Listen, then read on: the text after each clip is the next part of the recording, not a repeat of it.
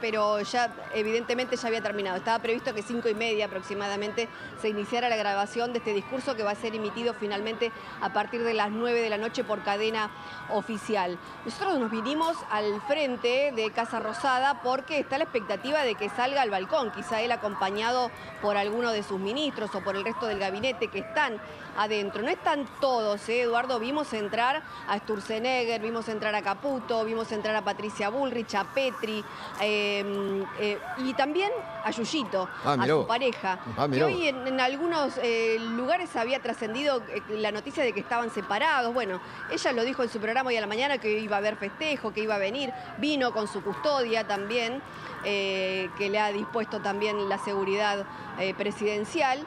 Y ingresó por la explanada, llegó allí con su auto, con una especie de traje o de vestido verde. Ingresó directamente al salón blanco, donde se iba a grabar en un principio el discurso, pero aparentemente después el brindis se va a hacer en otro salón, o quizás ya está sucediendo el brindis. Estamos, como te decía, en este sector, por si se asoman al balcón. Lo que nos llamó la atención, Eduardo, es que hoy, por ejemplo, en el boletín oficial salió publicada la prohibición por parte del gobierno de exhibir imágenes o cosas que tuvieran que ver con pensamientos políticos en edificios del Estado, en edificios educativos. Pero hace algunos minutos, te diría que esto fue concretamente a las 17:11, desde la APMI Argentina llegó un mensaje de alerta con los logros del gobierno de la primera gestión de gobierno, que dicen reordenamos las cuentas, pulverizamos la inflación, ajustamos privilegios, eliminamos normas inútiles, recuperamos la confianza en nuestro país. Conocé todo lo que se hizo en miargentina.gov/bitácora. Ahora la aplicación Mi Argentina no funciona, ya no funciona desde hace varios minutos. Algo que, bueno, una controversia, ¿no?, entre lo que se publica en el boletín oficial y lo que finalmente se hace desde la aplicación Mi Argentina, que está para otro tipo de trámites. Así que vamos a ver si si hay algún tipo de explicación en este sentido. Seguimos aguardando acá a ver si se asoma el presidente a saludar a la gente que está acá en la Plaza de Mayo. Gracias, Carlita, gracias, muchísimas gracias. Bueno, Jorge Liotti, el secretario de redacción de Política del Diario de la Nación, escribió hoy una nota espectacular. El título es Las promesas de Milei, las que cumplió, las que olvidó y las que siguen lejos a un año de asumir. Jorge, querido, ¿qué tal? ¿Cómo vamos? ¿Qué tal, Eduardo? ¿Cómo te va? Solamente no me quiero atribuir el trabajo ajeno. La nota no es mía, es de Paz Rodríguez Nil. Ah, perdón. Me lo habían puesto como que la habías escrito vos, pero está bien. Me gustaría... No, solamente para que no me autoatribuya que lo que no hice. Está bien, mala mía, mil disculpas. ¿Qué le vamos a hacer? Me gustaría tu balance, tu análisis, año de gestión. Bueno, es difícil sintetizar, pero yo te diría que hay algunos logros muy claros del gobierno respecto de lo que se había propuesto originalmente, sobre todo en el plano económico. Yo creo que allí, si uno trata de recordar lo que pensábamos al principio, tenía que ver con si era posible que Milei pudiera gobernar, pudiera encauzar la situación tan desordenada económicamente que había heredado, y claramente al año vemos indicadores de distinto tipo que no vamos a repasar, que marcan claramente que ha habido un ordenamiento económico, una baja de la inflación, que ha estabilizado los tipos de cambio. Obviamente esto también tuvo un costo muy alto, particularmente en términos de recesión, de impacto social. El indicador de pobreza del primer semestre fue muy malo, muy alto, supuestamente en el segundo semestre bajó, y yo te diría que estamos con un primer balance que le deja un saldo muy favorable al gobierno, sobre todo por de dónde veníamos. Eso para mí es muy importante porque la vara de comparación es la que de algún punto te marca si fuiste exitoso o no. Ahora, me da la impresión de que no hay un balance cerrado definitivo. Es un balance provisional del primer año y que la gente le ha renovado una expectativa que de todo caso deberá cumplir en lo que va en el segundo año y en la parte del preelectoral también, y que tiene que ver con la cuestión muy puntual de la recuperación del poder adquisitivo. Esto salta muy claramente en todas las mediciones cuantitativas o cualitativas. La gente dice, es un gran mérito haber bajado la inflación, para mí todavía la plata no me alcanza.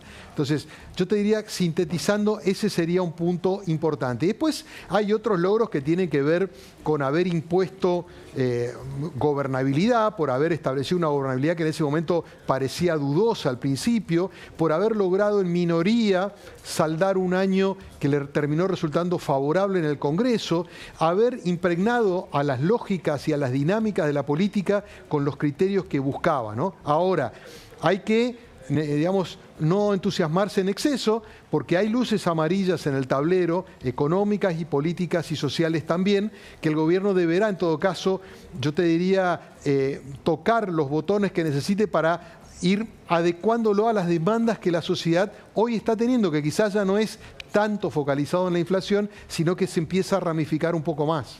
¿Cuáles dirías vos que son esas luces amarillas? Bueno, yo creo que en el plano económico hay dos cuestiones. Una tiene que ver con, estamos viendo una economía en dos velocidades, ¿no? O sectores que están muy dinámicos y que están en franca recuperación, la energía, la minería, el sector agropecuario, y sectores que no logran repuntar, muy condicionados por el mercado y el consumo interno. Jubilados, clase media, trabajadores formales, informales. Sin duda. Y sectores productivos como el comercio, la construcción y la industria. Las pymes, exactamente. Claro. Bueno, entonces, acá la pregunta es, ¿son dos velocidades? ¿Quiere decir que primero arrancaron uno y después van a arrancar los otros?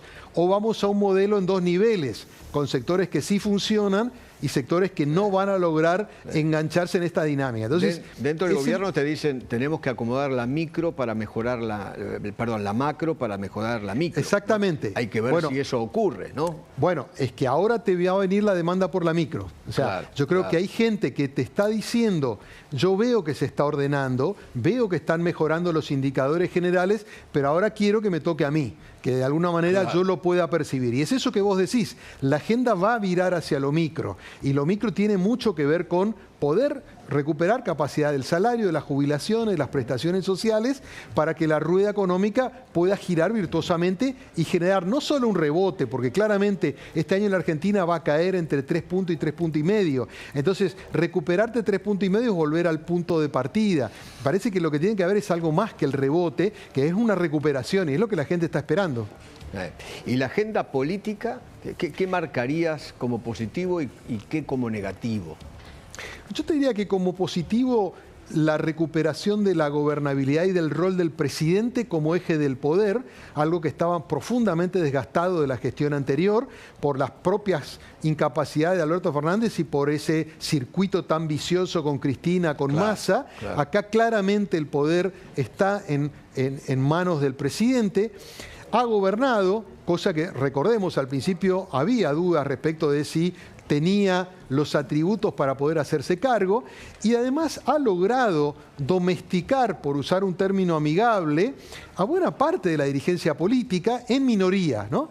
Y lo ha logrado con relativo éxito, ha logrado imponer sus lógicas, no hizo grandes acuerdos políticos como quizás hubiese esperado Macri con el PRO, no hizo grandes alianzas con los bloques, y yo te digo que se autoabasteció bastante bien. Ahora, para un segundo año o para una mirada posterior, es un esquema frágil. Es decir, si el humor social cambia en algún momento, esos acuerdos tácticos puntuales de hoy se le pueden volver en contra, puede empezar a perder adhesiones. Entonces, es un esquema muy precario. Yo creo que Milei tiene en la cabeza llegar a la elección de medio término, ensanchar sus bloques y a partir de ahí, de alguna manera, recuperar un vigor con fuerza propia.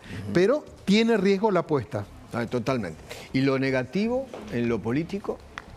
Bueno, yo creo que básicamente lo que tiene que ver con los modos y los estilos, la agresividad, la hostilidad hacia la dirigencia en su conjunto, política, economista, empresarios, periodistas y demás, eso genera un ruido que incluso los propios votantes de Milei muchas veces se sienten muy incómodos, y yo creo que lo que le está faltando, que no sé si es toda responsabilidad del gobierno, si vos mirás o hablás con actores que miran un poquito más allá del día a día, lo que quieren es previsibilidad, ver cómo continúa esto.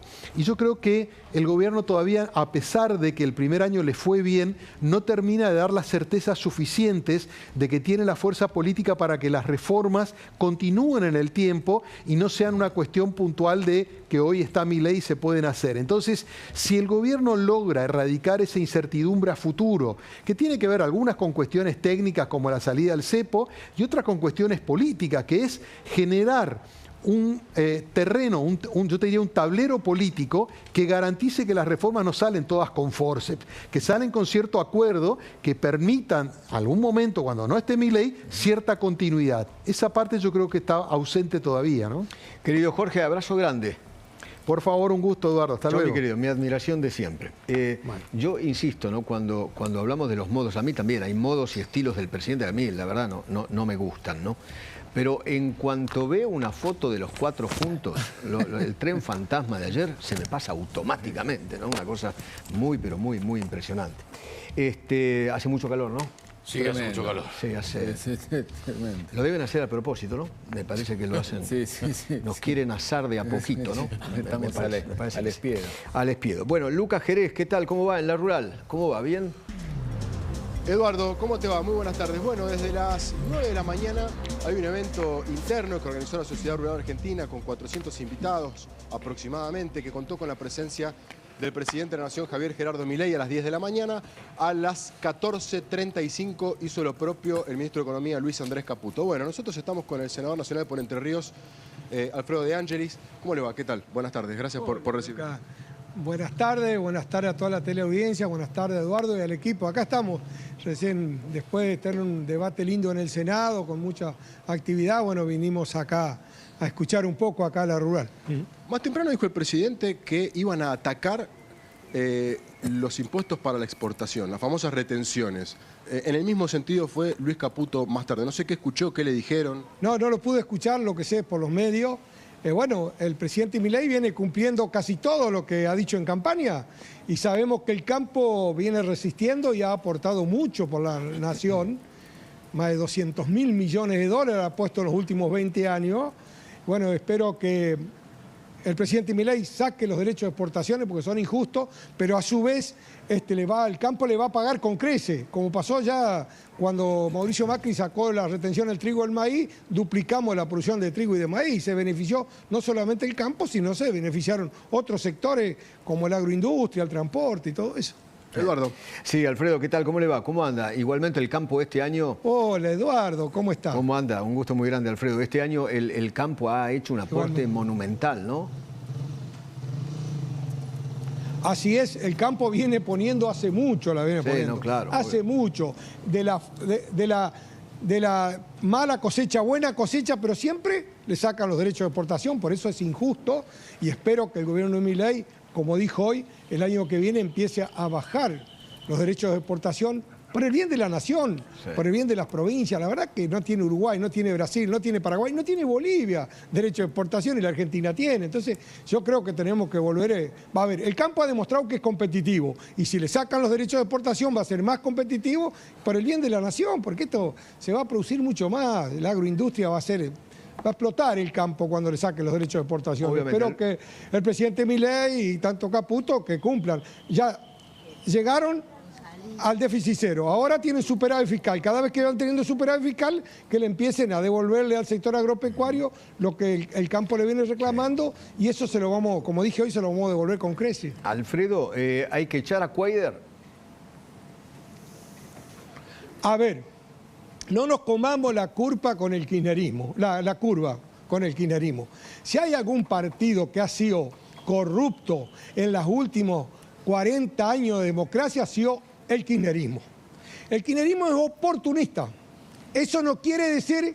Cuader no vuelve más al Senado, no vuelve más. Le van a llover las cargas ahora. Se empezó a mover la justicia. Ahora, ¿el kirchnerismo qué quiere? Arruinar al gobierno de Milei, cargando una camporista, porque ellos... A ver, el tema de los delitos y la corrupción no le importa nada, porque ellos ya lo tienen en el ADN el kirchnerismo de la corrupción. A ellos lo que les interesa es arruinarle el gobierno de de Milei. Por eso nosotros tenemos que ser muy cautos, tenemos que esperar que dice la justicia del Paraguay, pero no va a dudar, no vamos a dudar. En el caso mío no voy a dudar un minuto en votar la expulsión de Cuéllar si es lo que dictamina la justicia, pero la verdad es que el kirchnerismo hoy, queriendo cargar las banderas de la anticorrupción, es la risa. La corrupción lo tienen en el ADN. A nosotros no nos va a hacer comer la curva. Ellos ahora predican ¿con qué pueden predicar? Con la corrupción, no con la anticorrupción. Claro. Entonces, la posición de ustedes va a ser mantenerlo por ahora, o mantener la suspensión, o la licencia. A ver, no, mantenerlo no. Ahora está de licencia, estará de licencia, estaremos por la suspensión hasta que se aclare esto y cuando llegue el momento, pero voy a estar primero en la fila para expulsarlo. Ok. Pero bueno, no me voy a prestar el juego del kirchnerismo, para sumarse una senadora más para arruinar al gobierno de Milei. ¿Cuándo han hablado de corrupción esta gente? ¿Cuándo? Si han sido los corruptos más grandes de la historia de la Argentina. A ver, la presidenta doblemente condenada.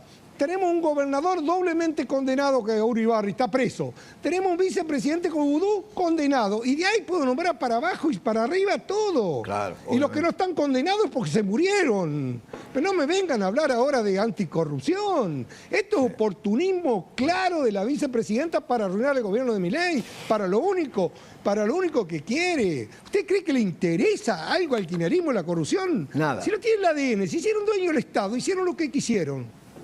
Gracias, Alfredo. Abrazo muy grande.